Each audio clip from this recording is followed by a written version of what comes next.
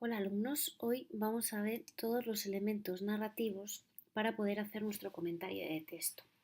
En primer lugar, vamos a saber qué es la narración, a recordar qué es la narración, porque debemos tenerlo en cuenta a la hora de realizar el comentario. Ya sabemos que es un relato de sucesos protagonizados por unos personajes en un lugar y en un espacio determinados y siempre contado por un narrador en primera o en tercera persona. Si nosotros tenemos en cuenta esta definición, podremos saber cuáles son los diferentes elementos narrativos que vemos en el siguiente gráfico.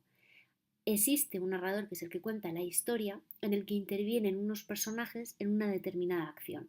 Dichos personajes mantienen siempre un diálogo.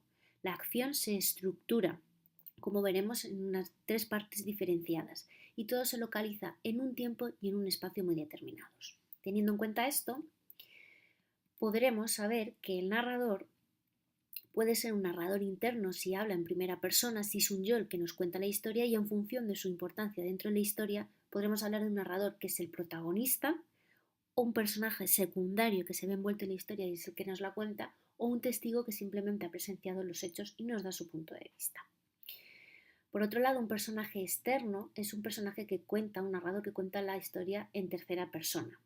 Es un observador e introduce un punto de vista objetivo a la hora de transmitir la acción y los hechos. Pero si conoce al detalle lo que piensan los personajes y lo que sienten, estaremos ante un narrador omnisciente y tiende a ser subjetivo porque valora y juzga a los personajes y a las acciones.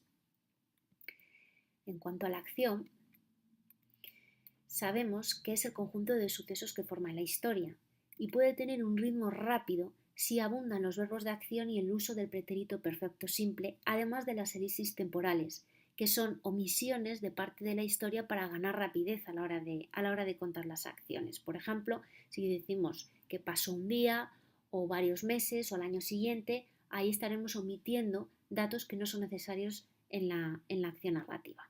Por el contrario, producimos un ritmo lento si en vez de verbos tenemos la presencia o la predominancia del sintagma nominal con sustantivos y adjetivos. Si introducimos también verbos atributivos, verbos en pretérito imperfecto, si aparecen los diálogos que rompen la acción narrativa y sucesivos comentarios del narrador que provocan que el ritmo se ralentice cada vez más. La estructura puede ser triple. Tenemos un planteamiento en el que se propone una situación inicial, un determinado equilibrio protagonizado por unos personajes que nos son presentados y por lo tanto, como abunda la descripción, tenemos un ritmo lento. Surge el conflicto cuando ocurre un suceso que rompe el equilibrio inicial. A partir de ahí se desarrollan diferentes acciones y el ritmo va aumentando hasta concluir en un desenlace que vuelve la calma y el equilibrio inicial mediante la resolución del conflicto. Los personajes son aquellos seres de ficción que pueden estar caracterizados como realistas y son seres humanos o como fantásticos. Bien, hay varias maneras de caracterizar a los personajes. Según su importancia tenemos los personajes principales, que pueden ser o bien el protagonista o el antagonista, que es aquel que va en contra de los intereses del protagonista. En menor importancia tenemos los secundarios, que participan también de la acción, se ven envueltos en las acciones de los personajes principales, y los testigos, que son aquellos que presencian la acción o están allí. En cuanto a la psicología, hablaremos de personajes planos si encarnan una idea básica, si solo conocemos de ellos un detalle. Son personajes característicos sobre todo de los cuentos. Y los personajes redondos, que son aquellos que evolucionan psicológicamente dentro de un relato y tienen mucha mayor profundidad. Conocemos muchos detalles acerca de su manera de ser, de su manera de comportarse, de su manera de pensar. En cuanto a la caracterización de los personajes, podemos conocer varias cosas: sus datos biográficos o también su retrato, que en literatura hablamos de prosopografía en cuanto a su aspecto físico y su etopeya, que es la forma de ser o el carácter que tiene. El diálogo se introduce dentro de la acción narrativa mediante diversas formas. Podemos tener un estilo directo en el que aparece representado el diálogo de manera clara con verbos de lengua y los diferentes signos de puntuación introducen el diálogo. En Julio dijo: "Como no me di cuenta antes", tenemos una reproducción directa del diálogo.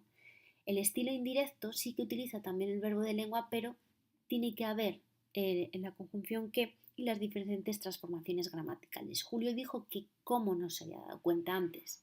mientras que en el estilo indirecto libre tenemos una combinación de ambos. ¿Por qué? Porque hay una reproducción de un estilo directo, pero no aparece el verbo de lengua, como Julio no se había dado cuenta antes.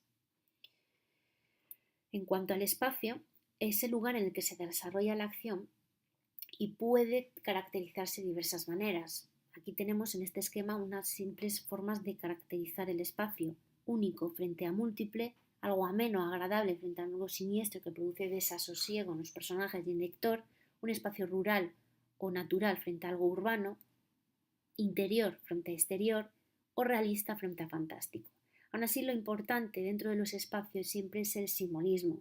Un espacio interior suele ser un espacio siniestro que produce cierto malestar o cierto agobio dentro de los personajes o incluso una impresión para el lector.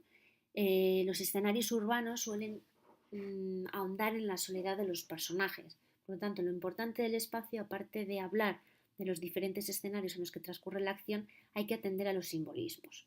Por último, el espacio, el lugar, el tiempo, suele ser interno en cuanto a la duración del relato. En función de cómo se presente esta duración tendremos un tiempo lineal en el que los hechos están ordenados cronológicamente y un tiempo no lineal en el que hay alteraciones cronológicas, o bien un flashback en el que el personaje vuelve hacia atrás para contar, por ejemplo, algo que le sucedió en la infancia, un flash forward en el que el personaje adelanta acontecimientos del futuro y un comienzo in media res en el que, en vez de comenzar cronológicamente desde el planteamiento, empezamos directamente en el conflicto. Y por último también el tiempo externo, que tiene sobre todo que ver con la época histórica concreta en la que nos encontramos. Finalmente, todo comentario de texto tiene que concluir mediante una conclusión, un cierre en el que nosotros valoramos críticamente lo más importante y además aportamos nuestra opinión crítica. Bien, estos son los diferentes elementos narrativos que tenemos que tener en cuenta dentro de un comentario narrativo.